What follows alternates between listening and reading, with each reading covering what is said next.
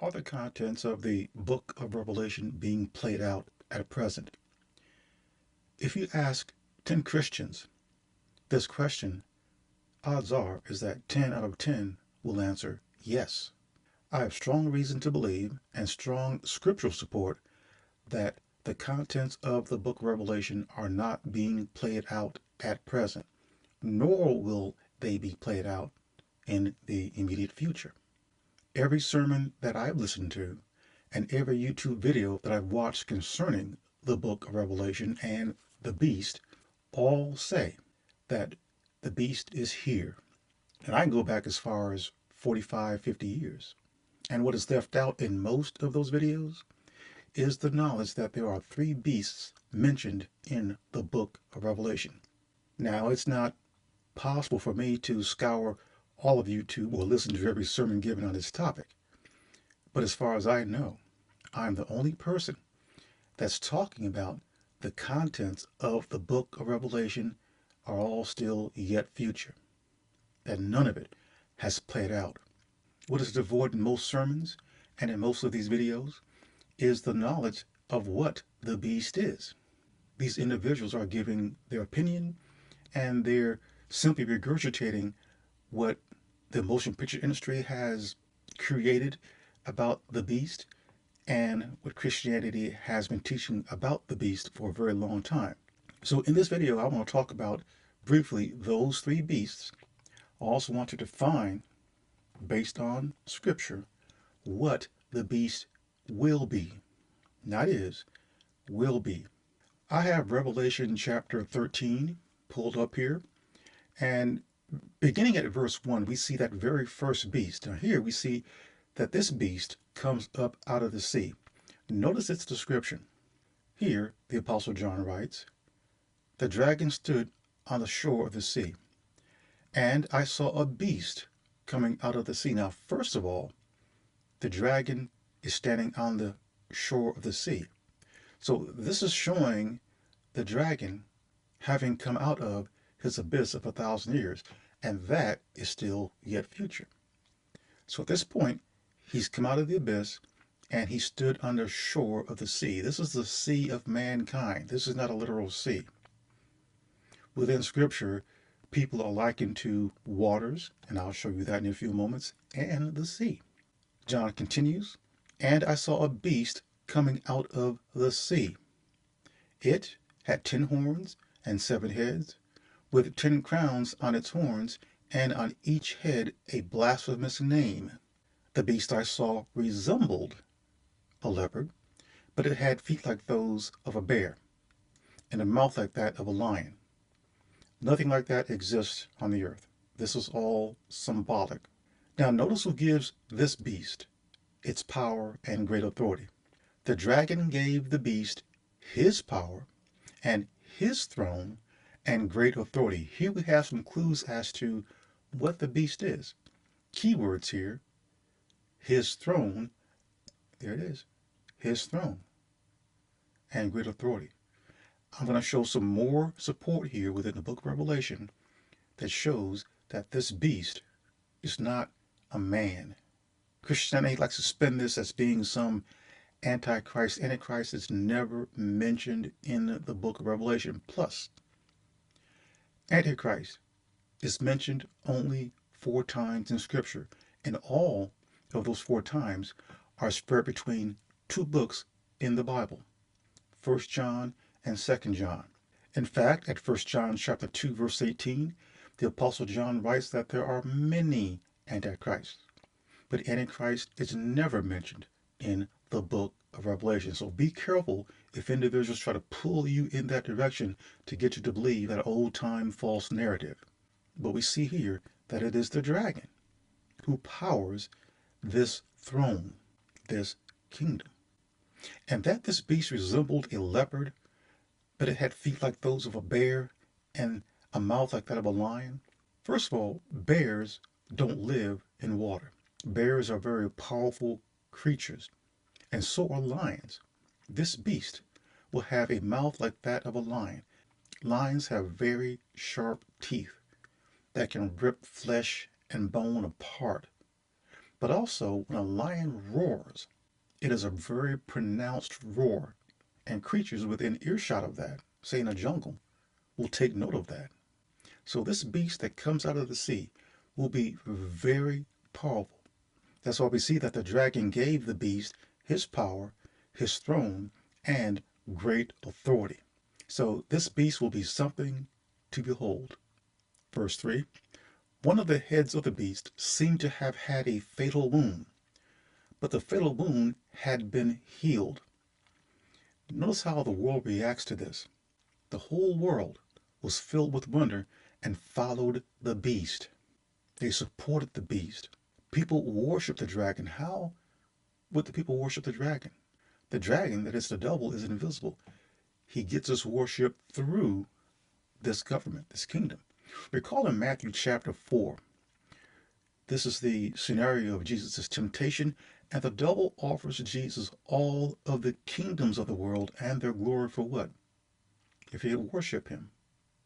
So the worship of the devil will not be directly to the devil, but it'll be through something, through those kingdoms.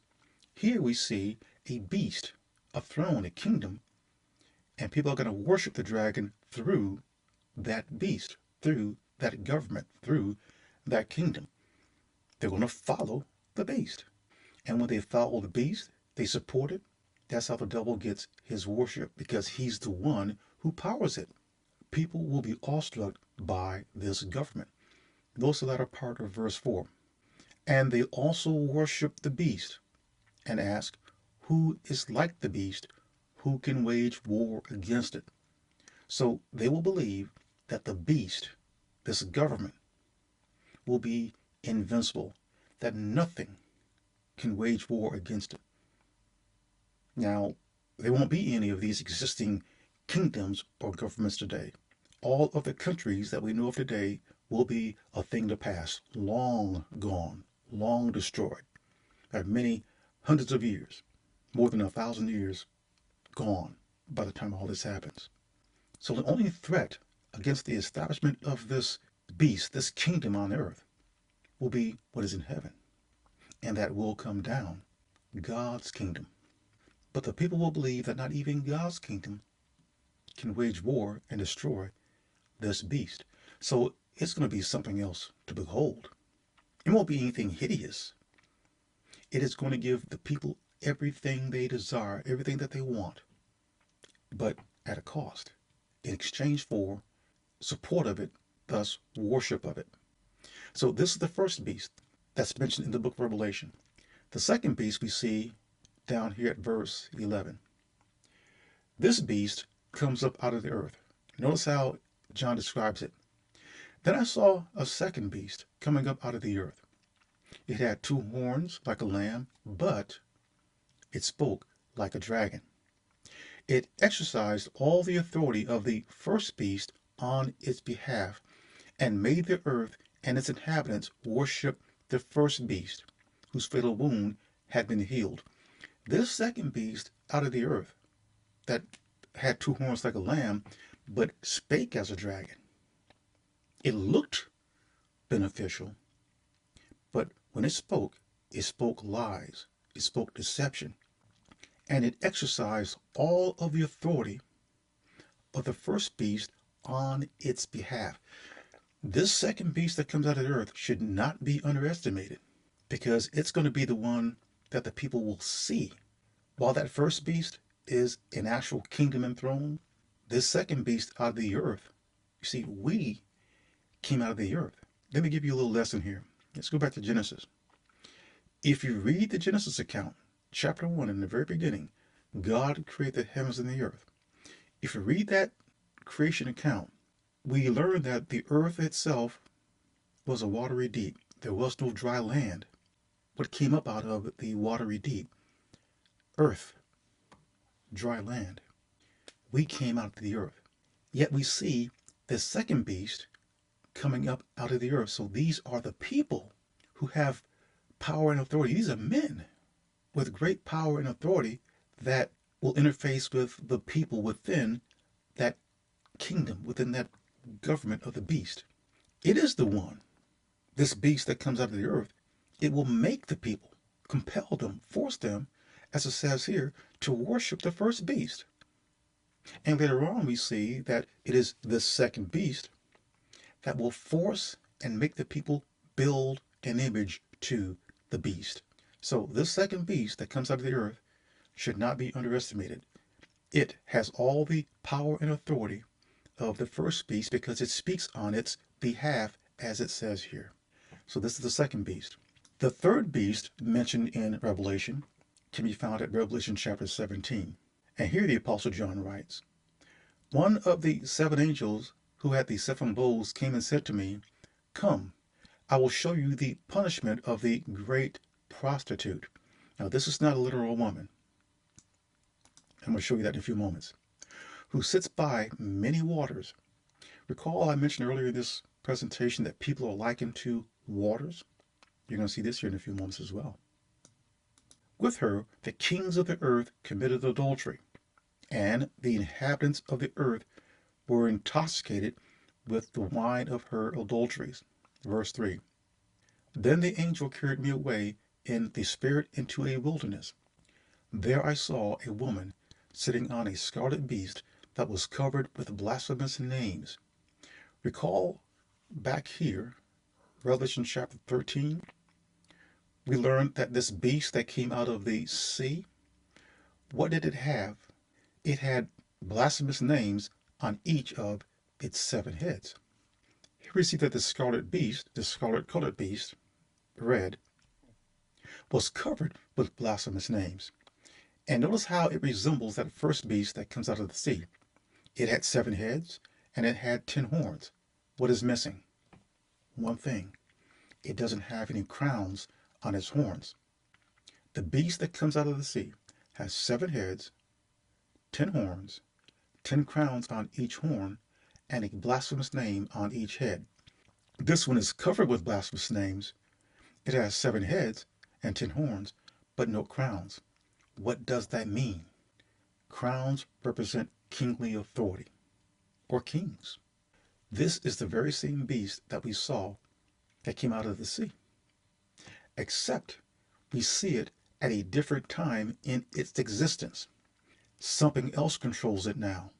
The beast that came out of the sea had crowns on its horns, so it was controlled by someone with kingly authority. Here, no longer. Something else sits on top of it, a woman.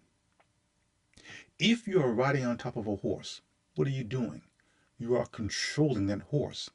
Here John says, "There I saw a woman sitting on a scarlet beast." She was sitting on top of it. The woman was dressed in purple and scarlet and was glittering with gold, precious stones, and pearls. She held a golden cup in her hand, filled with abominable things and the filth of her adulteries. The name written on her forehead was a mystery: Babylon the Great, the mother of prostitutes, and of the abominations of the earth. So this woman will take over this beast. That this beast now is scarlet in color shows that it is blood guilty. It has shed the blood of God's people in those future days. And we're told that here at verse 6. "I saw that the woman was drunk with the blood of God's holy people, the blood of those who bore testimony to Jesus." This is all yet future. Now, I'm going to skip over a lot of this because I talk about this on my website. In fact, while I'm thinking about it, visit e-prophetic.com. I'll leave a link in the description, and I write about this here as well. If we come down to verse 15, John and this angel is having an interesting conversation. "Then the angel said to me, 'The waters you saw,'" recall up here, we're told that this woman, she sits by many waters, right? And that beast that came out of the sea, and I mentioned that waters represent something. Let's find out what those waters represent. The sea is water, right? Hit verse 15. "The waters you saw where the prostitute sits are peoples, multitudes, nations, and languages.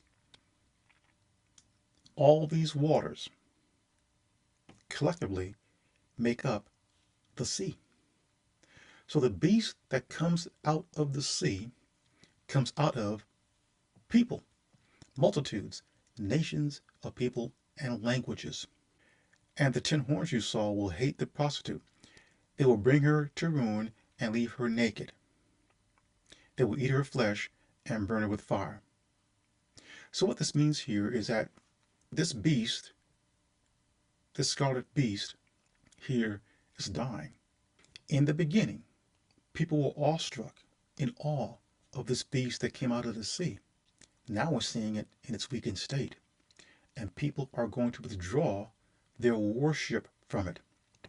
The waters being removed, the waters receding, the waters will not be flowing into, and for good reason, because this woman is drunk with the blood of God's people. So why would people continue to support something like that? And at verse 18, we're told exactly who this woman is, who Babylon the Great is. The woman you saw is the great city that rules over the kings of the earth. These kings of the earth are right here. The beast that comes out of the earth. Kings of the earth. These are men.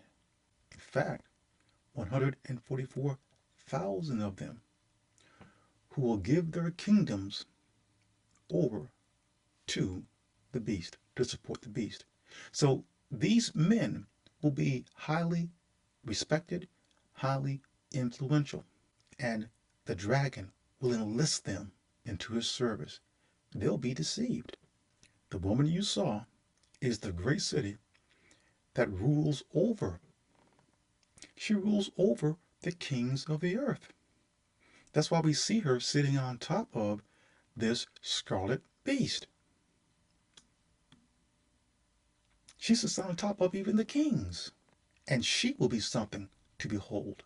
Now I want to give you further support to show that the beast, which is yet to come, is a throne in a kingdom. I've already showed you at Revelation chapter 13, verse 2, that it is the dragon that gives this beast out of the sea his power, his throne, and great authority. So this beast that comes out of the sea is a government, a kingdom. Now, to further support this, let's go over to Revelation chapter 16, verse 10, because we're told here also what this beast will be. The fifth angel poured out his bowl on the throne of the beast. Its kingdom, not kingdoms, its kingdom was plunged into darkness. So this beast that is to come in future days will not be a man. It will be a throne and a kingdom, something that the people initially will admire and say to themselves, who's like the beast? Who can do battle with it? Now look at it. At this point in time, we're seeing it in its last throes. That we see the throne of the beast and his kingdom plunged into darkness simply shows that the people will not know what is happening. The beast will no longer be able to protect them, give them what they want, satisfy all their desires. So people will gnaw their tongues in agony. Something wonderful, but yet frightful, will be coming down out of heaven down to the earth. Now, the reason why I believe that the contents of the book of Revelation have not had a start of fulfillment yet is this. If one goes to Revelation chapter 1, verse 1, notice here that the Apostle John writes, the revelation from Jesus Christ. But who gave Jesus this revelation? Which God gave him. So God is the author of the revelation. and he gives it to Jesus. Why? To show his servants what must soon take place. Soon take place. John wrote this down more than 2,000 years ago when he was imprisoned on the Greek island of Patmos. That's over 2,000 years ago. Yet he writes to show his servants what must soon take place. Well, 2,000 years is hardly soon. So what does this mean? I'm going to show you. If we go to Revelation chapter 20, we read this. When the 1,000 years are over, Satan will be released from his prison. All right, what 1,000 years? Christ's yet future 1,000-year kingdom has not begun yet. It will run its course of 1,000 years and then end. But for the duration of that 1,000-year kingdom, Satan the devil is abyssed. He's locked up. When the 1,000 years are over, then Satan will be released from his prison. And what will he do? He will go out to deceive the nations in the four corners of the earth, Gog and Magog, that's the whole world, and gather them for battle. This is not a battle or a war with tanks and guns. No, this is a spiritual battle.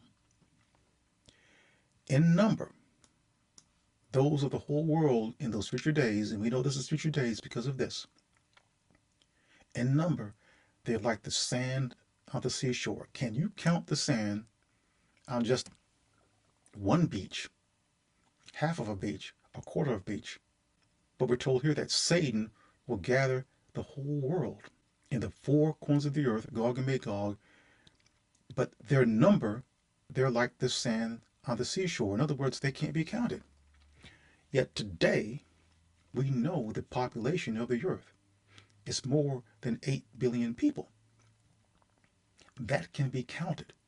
So we know that this is future. And where do all these people come from that can't be counted? Their numbers are so vast. They will have been resurrected from the dead. Billions, trillions of persons who have died since Earth's history will have been resurrected and gone through Christ's yet future 1,000-year kingdom. One must keep in mind that when Christ's 1,000-year kingdom ends, he will no longer be with us because he will have done his job and made us perfect, perfected us. We'll still be here on earth, but we'll be different. And when Satan's released from his prison, he comes up and he sees a perfect human society, flawless, a beautiful paradise earth, transformed. That is what he goes out to deceive. It won't be an immediate thing. It'll be gradual because he will have to come up. And as we read here at Revelation chapter 13, he stands on the shore of the sea of people. And then what he does, he gradually establishes a government, a kingdom. And it will be through that kingdom, the beast, he will deceive the whole world. So, this is all yet future. So the contents of the book of Revelation is about what will shortly or soon take place when the 1,000 years are over and Satan is released from his prison. This is more than 1,000 years in the future. So none of the contents of the book of Revelation has had a start of fulfillment. That's a long way off. Yet I do see many people trying to make the events of the day fit. People have tried 20 years ago, 30 years ago, 40 years ago, 50 years ago, and more. The events of those days, back in 1914 with the world's first World War, people were saying the same thing they're saying today, that the beast is here. The contents of the book of Revelation is here. Someone even said to me that the Great Tribulation is 7 years. Nowhere in the book of Revelation do we read that the Great Tribulation is 7 years. We don't know how long the Great Tribulation is. The Great Tribulation will occur in the days after the 1,000 years are over and Satan has been released from his prison. Armageddon will also take place in the days after the 1,000 years are over. It's a long way off. There's a lot of Earth's history that has to transpire before any of this takes place. So I encourage all to be careful. Don't be too hasty to believe the things that many people are saying about the contents of the book of Revelation. And as I stated in the beginning of this video, if you ask 10 Christians if the contents of the book of Revelation are being played out right now, odds are 10 will answer yes. That's when you should be concerned, because it will not be a majority who will have the truth, and it will not be a majority who will hold the truth.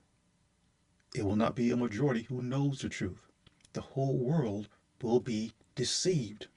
Only a few will have been keeping on the watch, not going along with the flow of the majority. So please be careful. This is R. Jerome Harris, the disciple. Thank you for listening.